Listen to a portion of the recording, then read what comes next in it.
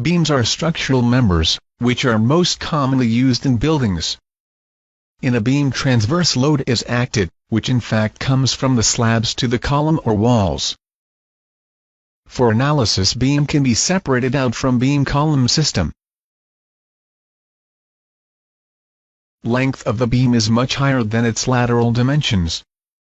Axial strain developed in a beam is very small compared to shear strain, or strain induced due to bending. So for design purpose of beams, analysis of shear force and bending moment induced are of utmost importance.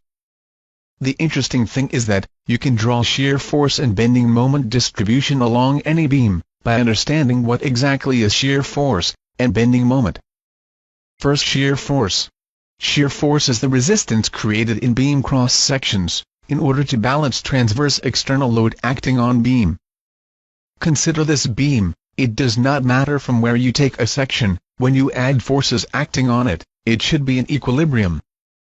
Shear force is induced exactly for this purpose, to bring the section to equilibrium in vertical direction. It acts parallel to cross-section. Usual sign convention is as follows. So just by applying force balance in vertical direction, on the free body diagram we can determine value of shear force at a particular cross-section. Now we can apply same concept in different cross-section and find how shear force varies along length of the beam. But balance of transverse forces alone does not guarantee equilibrium of a section.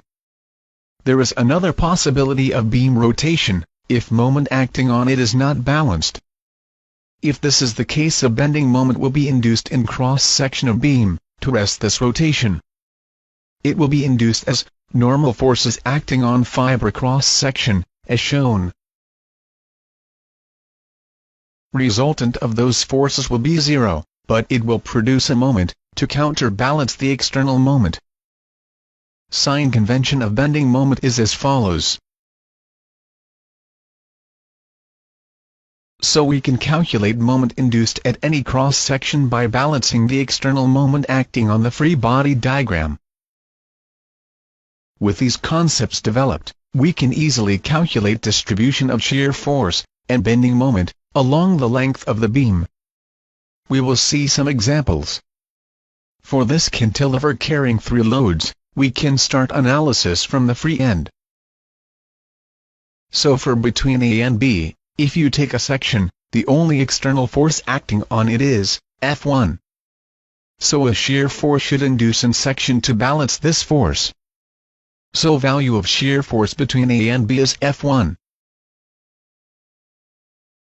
But force balance alone does not guarantee equilibrium of the section. There is an external moment on the section.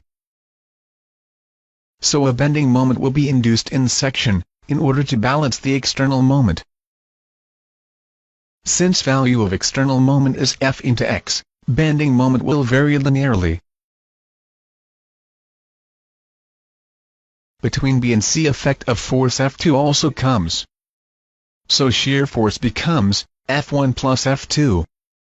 And in bending moment, effect of F2 also gets added.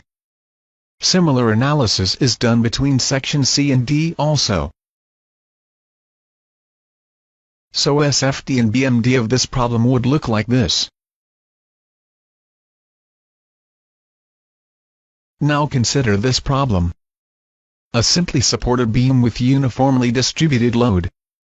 First step here would be determination of reaction forces.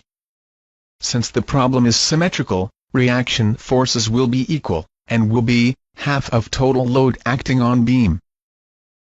Let's start analysis from point A. If you take section between point A and B, it should be in equilibrium. So shear force will have equal magnitude of reaction force. So bending moment also gives a linear variation.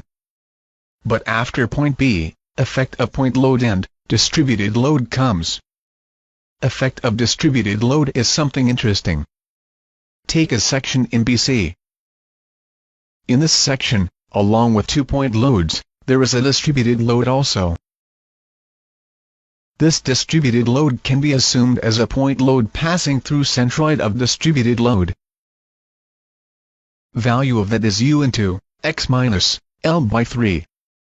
And it is at a distance x minus L by 3 by 2 from section line. So shear force will have one more term, which comes from distributed load.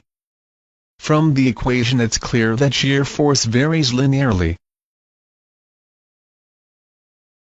You can easily predict how bending moment varies along length from the same force diagrams. Since this equation is quadratic, it will have a parabolic shape.